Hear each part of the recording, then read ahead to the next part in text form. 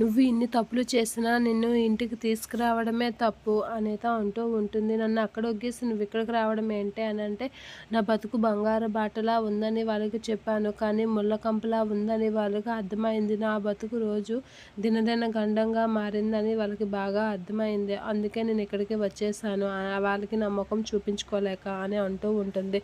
నువ్వు చేసిన తప్పులకి నిన్ను ఇంటికి తీసుకురావడమే ఎక్కువ, ఇంకా ఎక్కువ చేస్తున్నావా అని చెప్పి బాలు అంటూ ఉంటాడు. ఆ మాటలు వినగానే మీనా వాళ్ళ బామ్మని చూసి షాక్ అవుతూ ఉంటుంది. ఇక బాలు కూడా వాళ్ళ బామ్మని చూసి ఏం మాట్లాడాలో తెలియక అలా చూస్తూ అయోమయంలో ఉండిపోతూ ఉంటాడు. ఏంట్రా మీరు ఏం మాట్లాడుతున్నారు అనేది అనేస్తూ ఉంటుంది. అమ్మ అది ముసలిది ఏటి వినలేదని చెప్పి లోపలికైతే తీసుకొని వెళ్తూ ఉంటాడు బాలు. రా బామ్మ అని చెప్పి లోపలికి తీసుకొని వెళ్తాడు. వెళ్ళగానే ఏంట్రా జ్వరంకే ఎంత చిక్కిపోయావా, ఏమైందిరా అని అంటూ ఉంటుంది. ఆ మాటలకి సత్యం ఏం మాట్లాడకుండా అలా చూస్తూ ఉంటాడు. అయినా నా కొడుకుని ఎంత చెక్కుపోయేలా ఏం జ్వరం వచ్చేసిందిరా నీకు అని అంటే, హాస్పిటల్లో నుంచి వచ్చారు కదా మరి ఎలా ఉంటారు, అలానే ఉంటారు అని చెప్పి ప్రభావతి అయితే అంటూ ఉంటుంది. అలా అనేసరికి ఏంటి నా కొడుకు హాస్పిటల్లోనే ఉన్నాడా, ఎందుకున్నాడు అని చాలా బాధపడుతూ అడుగుతూ ఉంటుంది. ఇక బాలు అయితే షాక్ అవుతూ ఉంటాడు.